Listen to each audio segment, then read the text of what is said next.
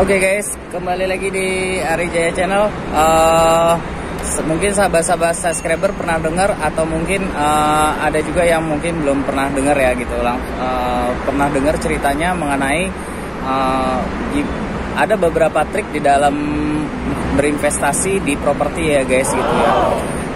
Dan itu triknya itu ada sebuah cerita gitu ya, dimana ada seseorang super investor itu membeli tanah kurang lebih sekitar 200 meter persegi, itu beli di daerah yang memang tanahnya itu jalannya itu hanya masuk satu mobil dan satu motor guys gitu.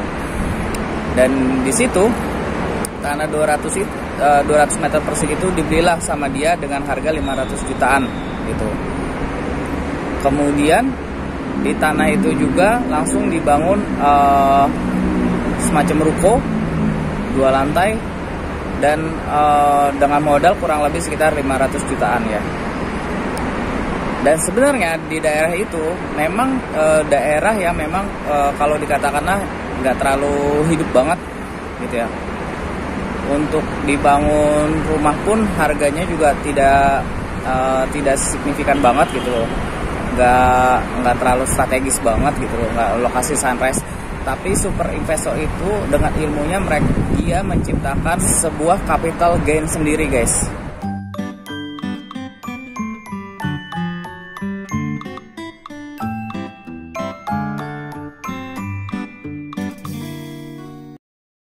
Capital gain itu sendiri adalah kenaikan nilai propertinya itu jadi lebih tinggi guys gitu. Gimana caranya? Akhirnya dibangunlah itu tanah 200 meter persegi itu dibangunlah sebuah ruko 2 lantai ya, paling 100 meteran aja lah gitu ya kan, sisanya lagi masih ada 100. Dan untuk parkiran itu guys gitu, karena memang lahan di jalan itu memang kayak gang sempit lah gitu ya, satu mobil satu motor, dan sisanya itu tembok, kiri kanan dia tembok. Terus kemudian tanah letaknya itu ya ada sebagian yang terbuka sama sama tembok itu, langsung dia masuk ke jalan satu mobil satu motor itu guys gitu. Dan super investor ini cerdas guys, dia punya ilmunya memang ya gitu ya. Akhirnya setelah dibangun ruko, dia menjual aksesoris handphone guys. Dia menjual aksesoris handphone, dia banting harga cash aksesoris handphonenya itu yang di luarnya itu harganya sekitar 10.000, dia jualnya 5.000 modal. Pokoknya modal doang lah gitu. Dia yang penting balik modal. Dia nombok untuk biaya karyawan, dia nombok untuk biaya ruko, terus kemudian untuk etalase untuk rukonya itu sendiri dia masih nombok gitu ya. Dia jual casing dengan harga yang sangat murah gitu, dan kemudian dia pasang iklan, terus kemudian dia mulai promosiin. Akhirnya sehari orang itu datang bisa sampai 10, bisa sampai 15, bahkan bisa sampai 20 orangan. Dan orang-orang dari mulut ke mulut itu tahu bahwa beli aksesoris handphone yang murah itu adalah misalnya di toko A gitu loh ya, di toko A. Dan itu berlangsung bisa sampai sekitar kurang lebih sekitar 3 bulanan laku, orang banyak beli, sampai akhirnya daerah itu tidak mati. Daerah itu mulai ada banyak pedagang kecil guys, pedagang gerobak, dia ada di situ karena memang kan pembeli itu banyak datang ya, otomatis dia butuh minum, butuh makan ya, mungkin dia antriannya banyak sampai itu menarik perhatian polisi itu sendiri guys gitu. Polisi itu datengin gitu loh, karena saking ramenya ya nih, saking membludaknya gitu ya. Jadi polisi datang ngecek ya, hanya nanya-nanya aja. Kemudian di 3 bulan ke depan, sambil berjalan jualan aksesoris handphonenya itu sendiri, dia menjual propertinya itu dengan harga 2,3 miliar. Dia beli tanah itu kurang lebih tanah 200 meter kurang lebih 500 juta, terus kemudian bangun rukonya itu 2 lantai kurang lebih sekitar 500 juta, berarti modalnya 1 miliar ya. Kerugian dia selama 3 bulan jual aksesoris itu sama karyawan total 300 juta, dia jualnya harga rukonya itu 2,3 miliar, dan itu dalam waktu sekitar 1-2 hari sold out, terjual. Bisa kebayang ya guys gitu. Super investor ini cerdas banget gitu. Dia menciptakan capital gain sendiri. Padahal itu lahan yang katakanlah lahannya itu adalah lahan yang tidak hidup gitu loh. Untuk orang mau jualan di situ waktu itu pernah ada orang jualan di situ, katanya wah di sini mah sepi, nggak bakalan ada pembelinya gitu ya kan. Dia menciptakan peluang-peluang itu guys gitu. Akhirnya banyak banyak warung penjual-penjual gerobak itu nongkrong di situ ya guys gitu, nungguin si pembelinya si aksesoris handphone. Biasanya mereka pada jajan-jajan di situ gitu, berjejer. Pedagang-pedagang itu sampai akhirnya berjejer, dan itu sangat-sangat luar biasa banget. Akhirnya dilepas dengan harga 2,3 miliar, dan super investor itu berhasil menciptakan capital gain-nya sendiri dengan keuntungan 1 miliar guys. Bisa kebayang ya guys gitu. Itulah properti ya guys gitu loh. Itu properti, dan itu harga yang memang dengan kecerdasannya dia ya gitu, dengan kecerdasan dia itu bisa menciptakan peluang-peluang sendiri. Dia bisa menciptakan sesuatu yang mati bisa jadi hidup gitu. Dan itu super cerdas banget ya. Namanya juga super investor. Super investor beda sama investor. Kalau investor itu dia ngikutin gengsi, ngikutin teman gitu ya kan. Tapi kalau misal super investor, dia punya trik, punya cara sendiri.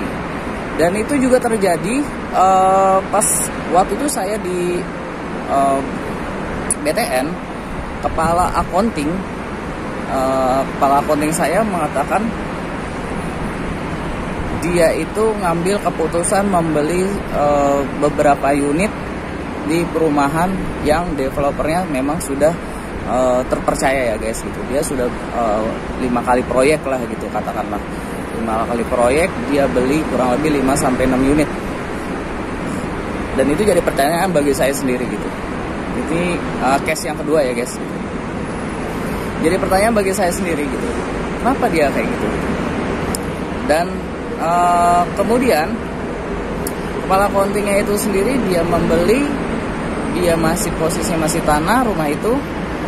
Terus kemudian dia tahu bahwa harga rumah dari pondasi, dari tanah, terus kemudian dia topping off, kemudian dia serah terima kunci, itu ada kenaikan nilai propertinya, termasuk harga presis dari developer itu sendiri. Dia ketika dia masih tanah, dia jualnya harga 200 juta. Ketika dia sudah topping off, dia jualnya 250 juta. Ketika dia sudah serah terima kunci, customernya banyak yang serah terima kunci, dia jualnya 350 juta. Dan kepala accounting saya itu membreakdown harga pas saat dia masih tanah guys gitu. Pas saat dia masih tanah, dia breakdown harganya, dia stop harganya dengan cara dia booking kurang lebih 5-6 unit. Terus kemudian dari situ dia memanfaatkan kenaikan harga. Dia memanfaatkan, tapi dia dengan cara bayarnya tidak ke bank, dia cara bayarnya cash bertahap ke developer guys.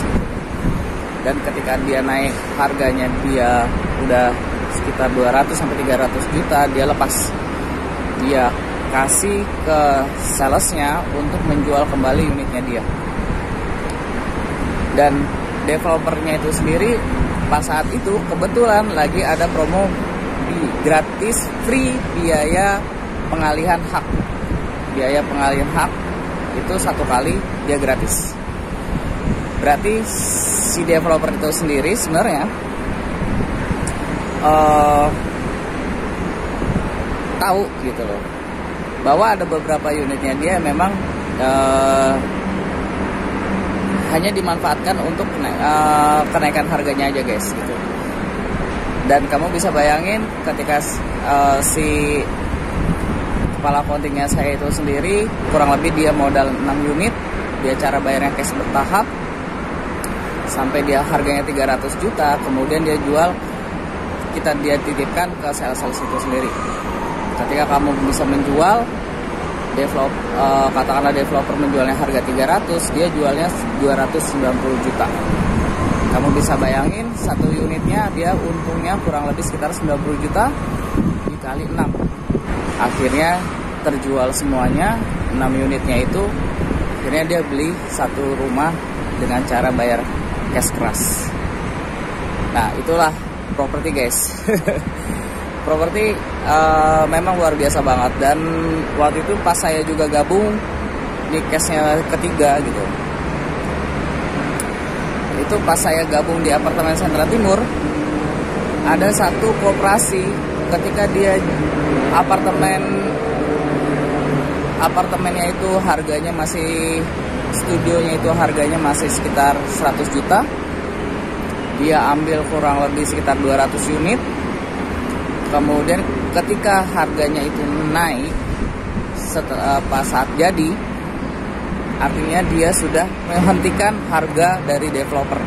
Ketika diambil 200 unit itu dengan harga 100 juta unit per unit, dia sudah mulai menghentikan harga unit itu sendiri. Akhirnya sama si tim koperasi, dia bentuk tim, kemudian jual harga di bawah harga developer, tapi dengan cara bayarnya cash keras atau cash bertahap ke developer. Dia tidak mau pakai pembiayaan bank ya, gitu ya. Artinya itulah properti, guys. Jadi properti itu bisa diakalin, guys, sebenarnya. Dan tinggal gimana caranya kita mengakalinya. Tapi ingat lagi, kalau misalnya kamu mau bermain di dunia di properti dengan cara seperti itu, kamu memang harus lokasi yang benar-benar sunrise, guys, gitu. Ada nggak ketika dia apartemennya, misalnya katakanlah apartemennya itu sudah jadi, apartemennya itu pas saat sudah jadi, berarti otomatis kamu sudah ketinggalan sama kenaikan harga. Kenaikan harganya itu kamu sudah lewat pas saat groundbreaking, topping off, terus kemudian finishing 105 unit, ya kan, itu kan kamu sudah melewati itu. Tapi balik lagi nih, di sisi situ, di apartemen itu sendiri, apakah ada mall yang memang belum operasional, terus kemudian ada akses sekitar kawasannya itu mungkin LRT-nya yang akan operasional di bulan Desember. Itu adalah peluang-peluang kamu bisa menikmati kenaikan capital gain-nya. Dan di Eastern Green itu sendiri kamu tidak perlu menciptakan kenaikan capital gain. Karena apa? Karena mallnya ini akan beroperasi. Otomatis yang menyedot perhatian masyarakat untuk menaikkan harga prestisnya dari apartemen itu sendiri, itu ada di mall. Kamu tidak perlu lagi menciptakan harga seperti kisah yang di awal ya, guys. Dan ditambah lagi kenaikan harga dari operasionalnya LRT itu sendiri. Kapan LRT itu sendiri mulai beroperasional? Bukan dibangun ya. Untuk stasiunnya memang sudah jadi, tinggal operasionalnya aja gitu. Dan kamu bisa pakai fasilitasnya itu di Desember, fasilitas LRT-nya itu di Desember 2021. Dan artinya apa? Itu ada kenaikan nilai propertinya, guys. Kalau misalnya katakanlah kenaikannya itu estimasi yang bisa saya tangkap itu kurang lebih sekitar 15% dari mall itu sendiri, terus kemudian dari LRT itu sendiri. Dari LRT sendiri kamu bisa dapetin 15% untungnya dari harga unit properti itu sendiri, guys. Dan yang menariknya lagi, ketika kamu bisa ngambil cash bertahap di sini gitu, dengan di sini ada fasilitas cash bertahap, kamu bisa ambil fasilitas cash bertahapnya itu, guys. Ketika nanti cash bertahapnya itu sendiri kamu tahan cash bertahapnya sampai capital gain-nya sudah terlihat, LRT-nya sudah operasional, mall-nya sudah operasional, disitulah harga kenaikan propertinya. Kamu bisa lepas, kamu titip salesnya lagi, kamu jual di saat booming properti gitu. Otomatis kamu bisa naik, bisa dapetin keuntungan. Kalau misalnya katakanlah harganya 500 juta, 5 15%-nya ya lumayan ya guys ya, kurang lebih sekitar 50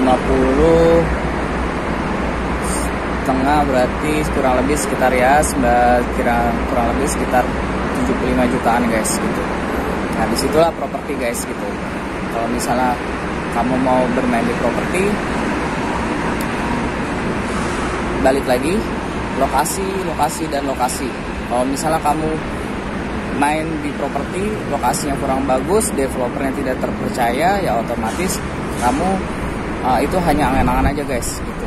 Tapi kalau misalnya katakanlah kamu posisinya apartemennya itu kamu udah ketinggalan, ini lokasi Sunrise nih, tapi kalau misalnya kamu udah ketinggalan dari 3 tahap kenaikan harganya itu, dari progres pembangunan, kamu bisa memain nih.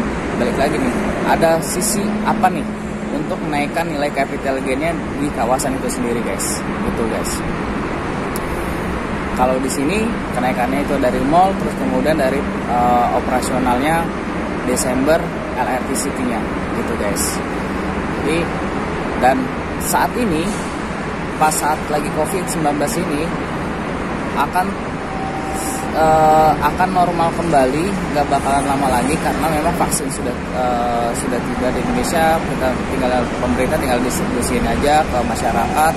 Artinya wabah COVID ini akan berlalu, kemudian otomatis akan normal kembali, investasi properti akan booming. Di saat yang tepat lah itu harga properti itu pasti bakalan naik, dan ketika kamu sudah ambil unit itu, otomatis kamu bisa menghentikan harga, terus kemudian kamu bisa menentukan harga jualnya, mau harga jual di atas developer atau mau jual cepatnya di bawah harga developer. Katakanlah selisih 10 juta, selisih 5 juta dari harga developer, make sense saja ya guys gitu. Itulah properti ya guys gitu. Dan manfaatkan kesempatannya. Kalau misalnya kamu mau ambil di properti ini gitu ya, ini adalah kesempatan emasnya gitu.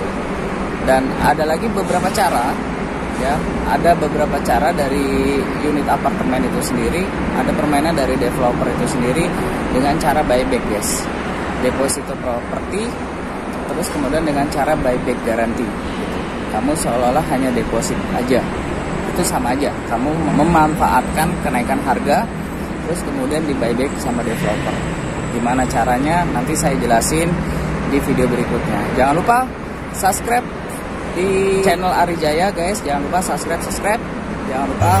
Terus kemudian kalau misalnya ada pertanyaan, ada masukan, terus kemudian mungkin ada yang mau nambahin ya kan mengenai cara bermain di properti, kabarin Ari aja, komentar di bawah ini. Terus kemudian jangan lupa aktifkan tombol loncengnya, dan jangan lupa juga subscribe ya guys, biar dapat update video-video dari Ari yang berkualitas tentang KPR KPA maupun di market. Sukses selalu bagi kita semuanya. Assalamualaikum warahmatullahi wabarakatuh.